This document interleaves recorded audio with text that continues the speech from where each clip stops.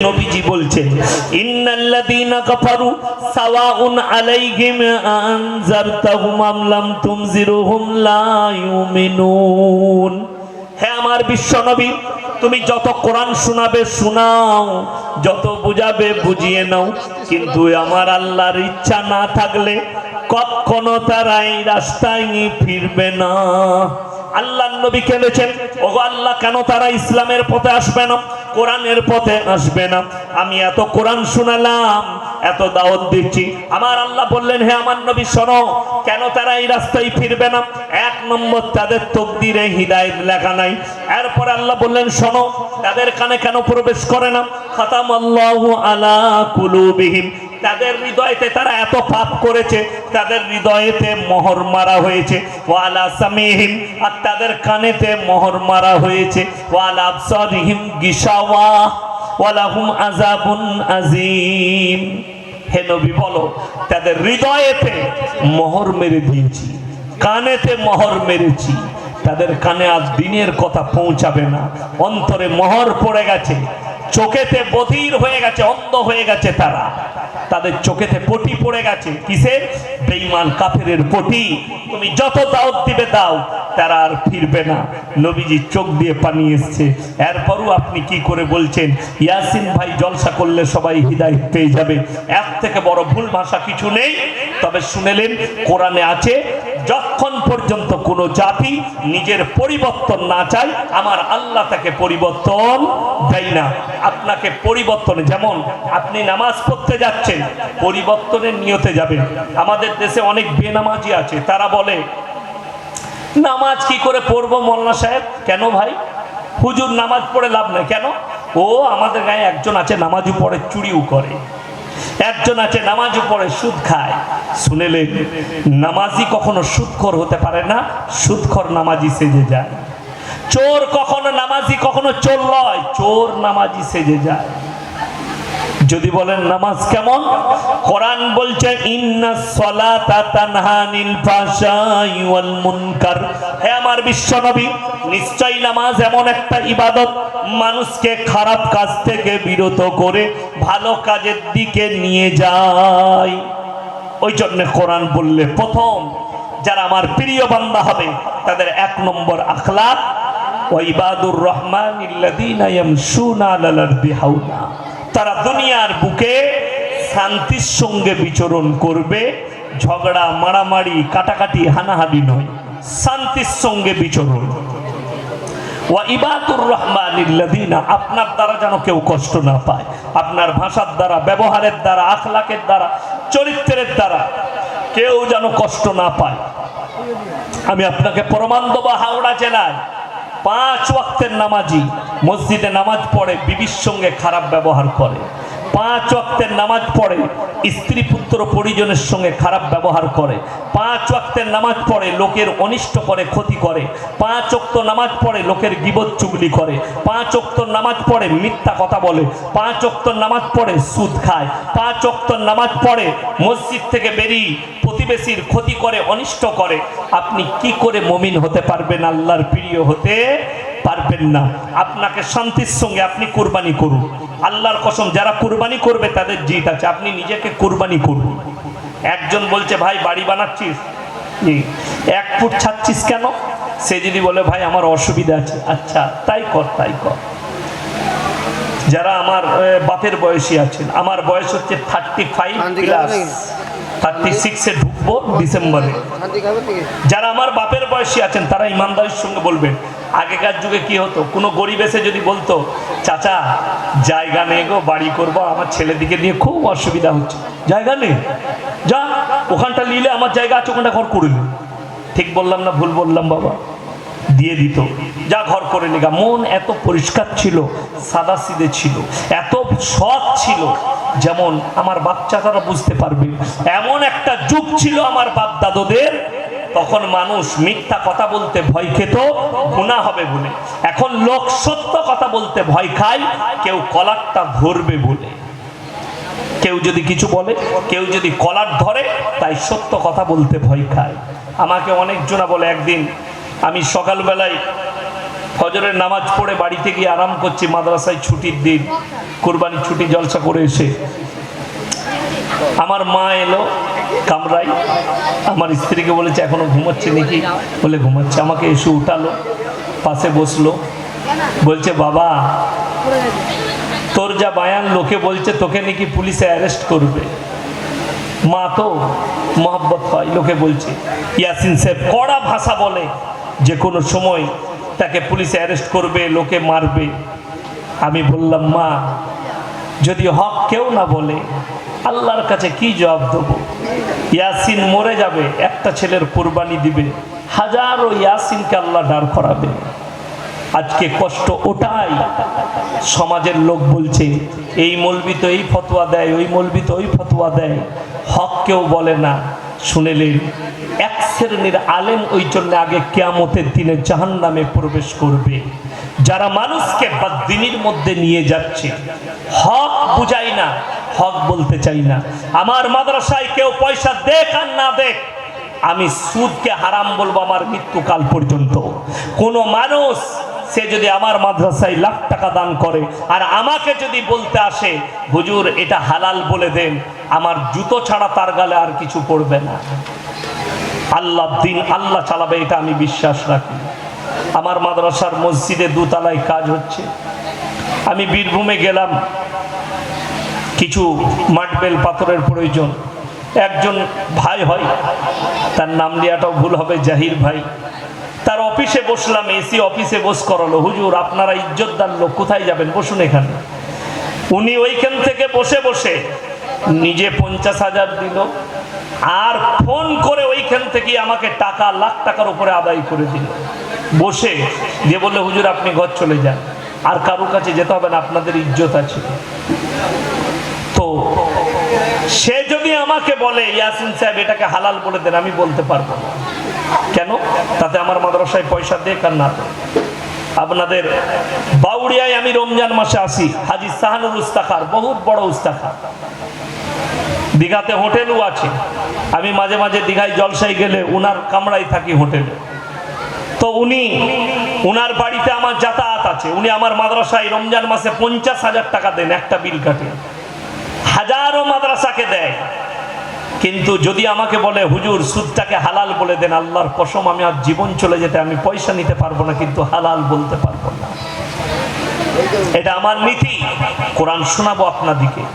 যদি বলেন মৌলবি কি করে চিনবো, কোন হুজুরকে চিনবো, কে হক? আপনারা বাজারে যান না আলু পেঁয়াজ সবজি কিনতে, যান না? আচ্ছা টমাটোর কেউ পচা কিনেন নাকি? পচা টমাটোর দেখে কিনেন না ঘুরিয়ে দেখে নেন মালটা কেমন আছে। বেগুনটা কানা কিনা দেখে নেন। কেউ যদি কানা বেগুন নিয়ে ঘর আসে, তা বউ বলবে তুমি কানা নাকি গো, দেখে লাওনি? বলবে না, বউ কানা বলবে। ওই জন্য কানা বেগুন আপনি নিবেন না, পচা মাছ নিবেন না, পচা টমাটোর নিবেন না।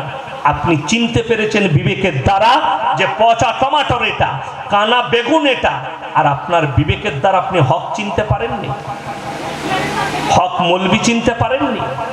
যার জীবনে নামাজ নাই, যে মানুষের কাছে ধোঁকাবাজি করে খায়। কোরআন শুনেলেন সূরা বাকারা, ইন্নাল্লাযীনা ইয়াকতুমুনা মা আনজালাল্লাহু মিনাল কিতাব ওয়া ইয়াশতারুনা বিহি সামানান কালীলা উলাইকা মা ইয়াকুলুনা ফি বুতুনিহিম ইল্লান নার ওয়া লা ইউকাল্লিমুহুমুল্লাহু ইয়াওমাল কিয়ামাতি ওয়া লা ইউযাক্কিহিম ওয়া লাহুম আযাবুন আলীম। হে আমার বিশ্বনবী, পৃথিবীর মানুষকে বলো, তোমাদের মধ্যে এমন কিছু মৌলবি থাকবে, হুজুর থাকবে, যারা নিজেদের পেট চালাবার জন্য মানুষের কাছে আমার আয়াতকে লুকিয়ে দেবে, আমার হককে লুকিয়ে দিয়ে নিজেদের পেট চালাবে। তারা নিজেদের পেটেতে আগুন ছাড়া আর কিছু ভরে না। হে আমার নবী বলে দাও, কিয়ামতের দিনে সমস্ত মৌলবিকে কঠিন আযাবে মুবতালা করে এদিকে জাহান্নামের খোরাক তৈরি করা হবে। এটা কোরআন। আমার মতো 100টা ইয়াসিন ধরা পড়বে, 100টা মৌলবি ধরা পড়বে। সমাজকে ধোঁকা দিয়েছো, প্রতারণা করেছো, অন্যায় করেছো, অপরাধ করেছো। যদি বলেন অপরাধ কি, যেমন বলে দিই, আপনি কলকাতায় রবিবার পেপার খুলবেন, আনন্দবাজার, কলকাতার অমুক বাবা কারোর বউ পালিয়ে গেলে 24 ঘন্টায় 72 ঘন্টায় ফিরিয়ে আনা হয় একটাই তাবিজে। প্রেমের বিচ্ছেদ হলে 24 ঘন্টার ভেতরে মিল করিয়ে দেওয়া হয় না? হয় না? এরা প্রেমের তাবিজ দিতে পারে। সে মালকে জিজ্ঞেস করুন তো, ইউক্রেন আর রাশিয়ার যুদ্ধটা তাবিজ দিয়ে বন্ধ কর, মহব্বতটা বেড়ে যাবে। কার ভ্লাদিমির পুতিন আর জেলেনস্কি, মহব্বত বেড়ে যাবে, একটু যুদ্ধটা বন্ধ করে দেয় তাবিজ দিয়ে।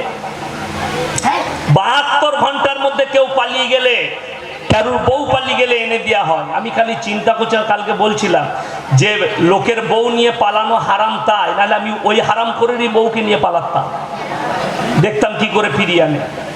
এর থেকে বড় বদ্দিনী, নেমো খারামি আর কুফরি আর কিছু না। মানুষ তো ওই জায়গায় শেষ হয়ে গেছে। নাহলে আমাদের যুবকরা আমাদেরকে এসে বলে, হুজুর তাবিজ দিয়ে বউ এনে দেন, তাবিজ দিয়ে মেয়ে এনে দেন, ও মালু আছে, আপনি যান, 5001 টাকা লাগবে। আমি খালি চিন্তা করি, আমাদের দেশে অনেকজন আবার অনেক তাবিজওয়ালা জামা মাপছে। জামা মাপা জানেন আপনারা?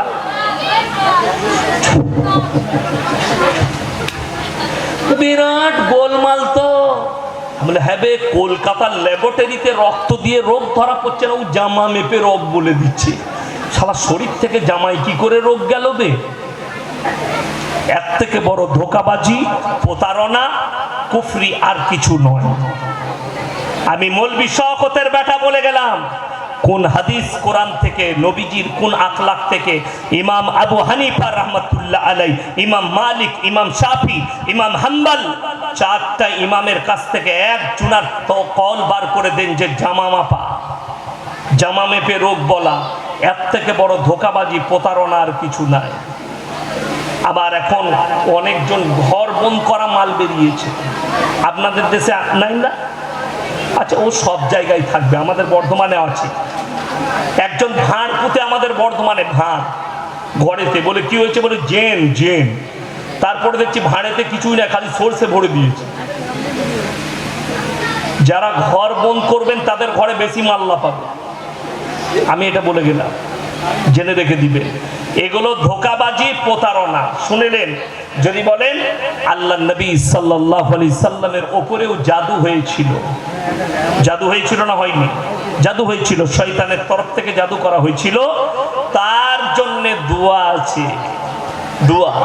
1 নম্বর দোয়া শুনেলেন, আপনার যদি জ্বর হয়, আপনার ছেলের যদি মাথা ধরে, আপনার ছেলের যদি শরীর খারাপ হয়, 11 বার সূরা ফাতিহা পড়ে পানিতে ফুঁক দিয়ে পানি পান করাও। হাদিসে আছে সমস্ত রোগের শিফা। জোরে বলুন সুবহানাল্লাহ।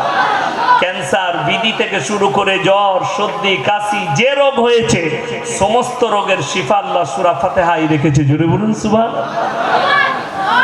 কষ্টের বিষয় একটাই, আমরা বুঝি না, আমাদের কাছে ছুটে আসে মানুষের বালা মুসিবত দূর করার জন্যে। আমাদেরকে এসে বলছে, হুজুর তাবিজের দ্বারা বালা মুসিবত দূর করে দাও। তাবিজে যদি বালা মুসিবত দূর হতো, আমরা মৌলবীরা কি বলছেন, আমাদের কাছে বালা মুসিবত আসতো। যেমন আপনাকে দেখিয়ে দেবো, উলুবেড়িয়ায় যান, আমি নাম করব না, আমি চিনিও না, কতগুলো দোকান দেখবেন মুসলমানদের, এত বড় বড় খালি তাবিজ টাঙিয়ে রেখেছে। বলে তাবিজটা কিসের বে? বলে বরকতের তাবিজ। তো আমার তাবিজে যদি আপনার দোকানে বরকত হয়, সব থেকে বড় লোক কে আগে হবে? হুজুর না আপনি? সে তো আমি হব, মাল তো আমার কাছে।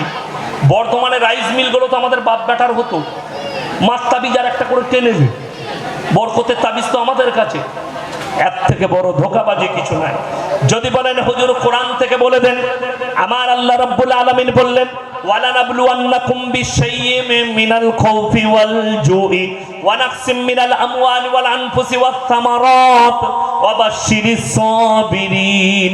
হে আমার বিশ্বনবী বলো, আমি আল্লাহ রাব্বুল আলামিন কখনো তোমাদের মালের ক্ষতি করি, কখনো জানের ক্ষতি করি, কখনো খেতিবাড়ি, কখনো ব্যবসার। শুনে নাও, ওয়া বাশশিরিস সাবিরিন, আমার যারা প্রিয় বান্দা হবে তারা সবর করবে, ধৈর্য ধারণ করবে। একজন শুনেছে হুজুরের কাছে, ইমামের কাছে, নামাজ পড়লে বরকত হয়, নামাজ পড়লে ব্যবসাতে বরকত হয়। জুম্মার দিনে গেছে, গিয়ে দোয়া করছে, আল্লাহ আমি 3 দিন নামাজ পড়ে দেখবো, যদি ব্যবসা ভালো চলে তাহলে পড়বো, না হলে পড়বো না। আল্লাহ কি বলবে? আমিও দেখি তুমি মাল কদিন আসো তারপরে দেবো, না হলে দেবো না। ব্যবসা উঠে গেল। তুমি আল্লাহকে দেখবে আর আল্লাহ তোমাকে দেখবে না, এটা নয়। আল্লাহ বলছে অবশ্যই সাবিরিন, কখনো তোমার ব্যবসা মন্দা যাবে, কখনো ভালো যাবে, কখনো শরীর ভালো থাকবে, কখনো শরীর খারাপ থাকবে। আল্লাহকে বলতে হবে আল্লাহ সবর করছি, ধৈর্য ধারণ করছি। সবরের ফল মিঠা হয় না হয় না? মিঠা হয়। বিসমিল্লাহ। সবরের ফল কতটা মিঠা হয় বলে দিই। আমি ঘটনা বলবো না, খালি শুনিয়ে দিচ্ছি ওই জায়গাটা।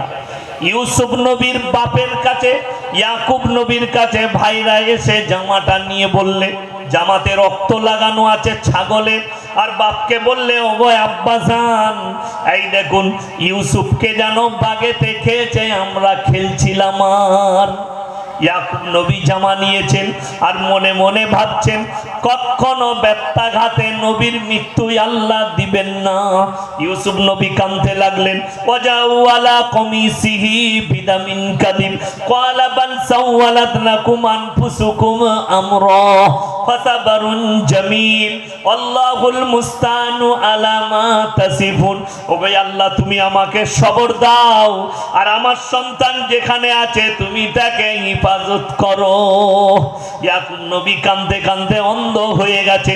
আমার ভাইয়েরা, আমার মায়েরা, বোনেরা, আল্লাহর কসম, ইয়াকুব নবী দোয়া করেছেন, ওগো আল্লাহ আমি সবর করছি, আমার সন্তান যেখানে আছে তুমি আমার সন্তানকে হিফাজত করো।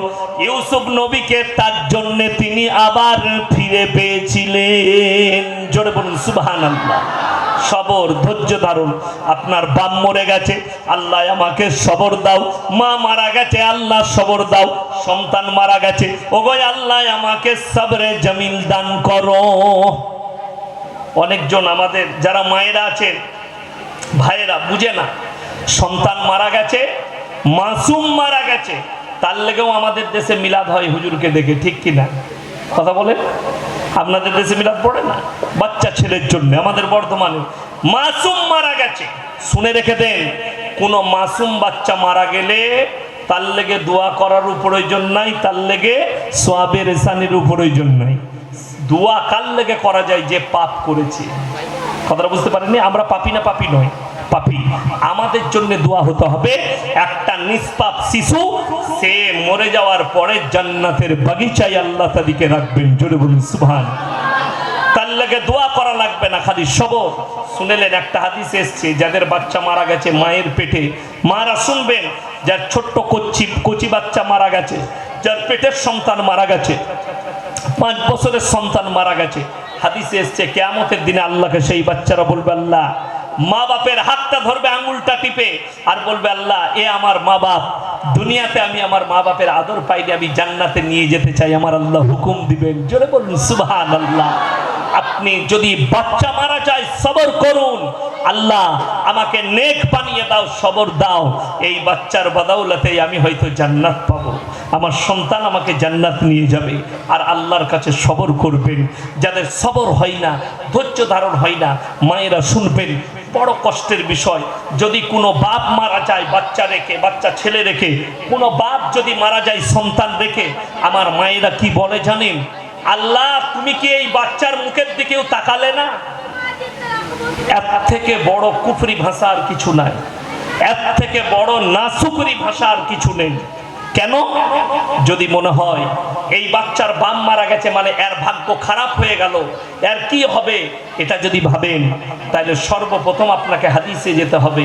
আমার নবীজি সাল্লাল্লাহু আলাইহি সাল্লাম মেম্বারে বসে আছে। কোথায় বললাম? মেম্বারে বসে আছে। সাহাবীরা আপনাদের মতো বসে আছে। নবীজি কাঁদছেন, কাঁদতে লেগেছেন। কখন? যখন মায়ের কথা মনে পড়েছে, মা আমিনার কথা মনে পড়েছে, চোখের পানি ফেলাচ্ছেন নবীজি, দাড়ি মুবারক ভিজে গেছে।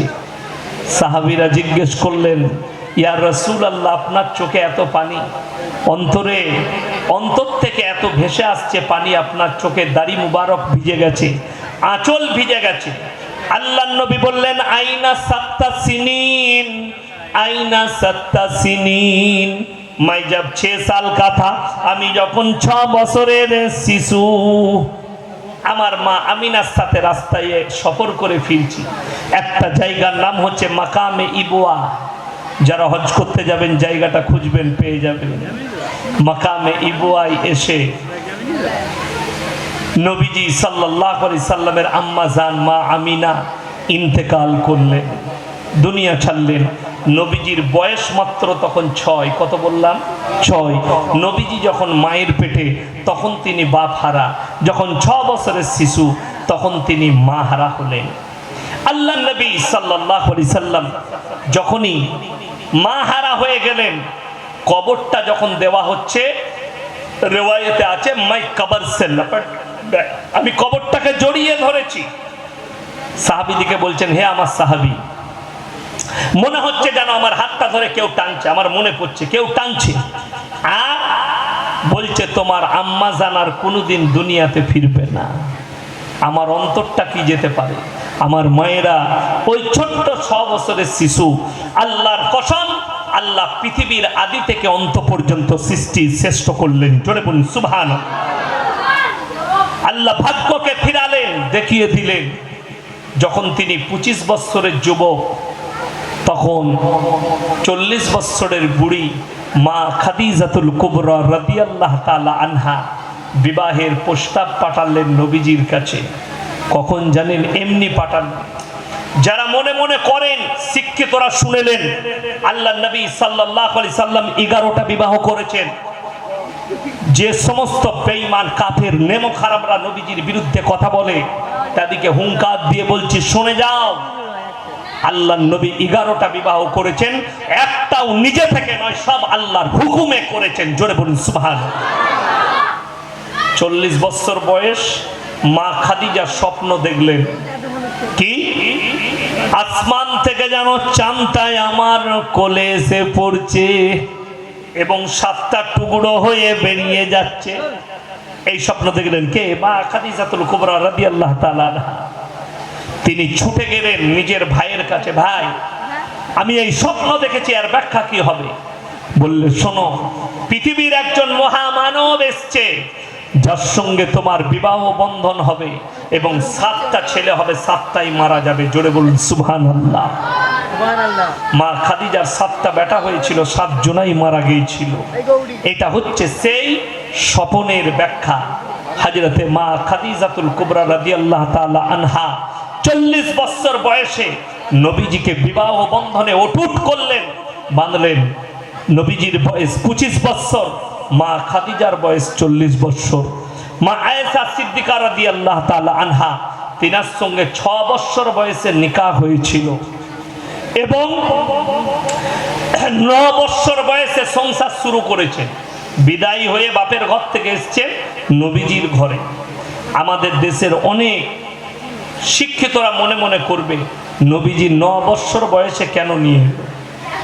তোর দাদি, তোর পরদাদিকে জিজ্ঞেস কর কত বছর বয়সে বিয়ে হয়েছিল। আমার দাদি শাশুড়িকে জিজ্ঞেস করেছিলাম, দাদি তোমার কত বছর বয়সে বিয়ে হয়েছিল? বলছে, ওই ভাই 11.5 থেকে 12-র মধ্যে। আমি এখন বলতে কোনো ভয় নাই, আমি বিয়ে করেছিলাম, আমার স্ত্রীর বয়স ছিল 13 বছর 8 মাস। কত বললাম? 13 বছর 8 মাস। আপনি ডাক্তারের কাছে যান, ডাক্তার বলবে 18-র নিচে মেয়েদের বিয়ে দিবেন না, শরীর ভেঙে যাবে, মেয়েদের শরীর খারাপ হয়ে যাবে, বাচ্চা নিতে পারবে না, অল্প বয়সে মারা যাবে। তো দাদি কি হইল? তার তো 12 বছর বয়সে বিয়ে হয়েছিল। যেমন আপনি চলুন, আপনার উপরে কিরকম জাল বিছিয়েছে দেখুন। আমাদের দেশে 100টা মেয়ে যদি বারদাত থাকে, 98টা মেয়ে সিজার করে বাচ্চা হয়, ঠিক কিনা কথা বলে? আপনি যান উলুবেড়িয়া ভালো গাইনিক ডাক্তারের কাছে, মৌলবীরা বোকা, কিছুই জানে না, সিজার করে বাচ্চা দেন, সিজারের বাচ্চা বেরিলিয়ান হয়, সিজারের বাচ্চা এরকম হয়, সিজারের বাচ্চা ওইরকম হয়, বুদ্ধিজীবী হয় আগে থেকে, এবং মায়ের রিস্ক কম থাকে।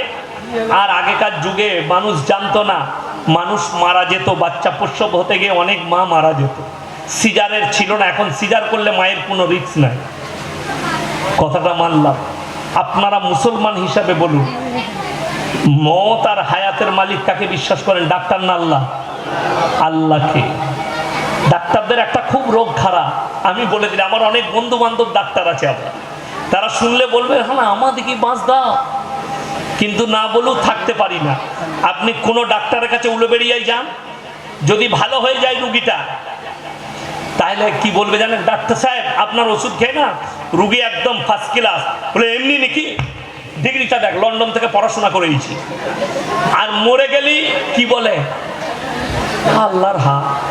আল্লাহ বলছে ঝামেলা দেখ, সালা মরলে আমার দোষ, আর ভালো হয়ে গেলে বলছে ডিগ্রি দেখ, লন্ডন থেকে পড়েছি। এদিকে ঝাঁটা মারার লোক না।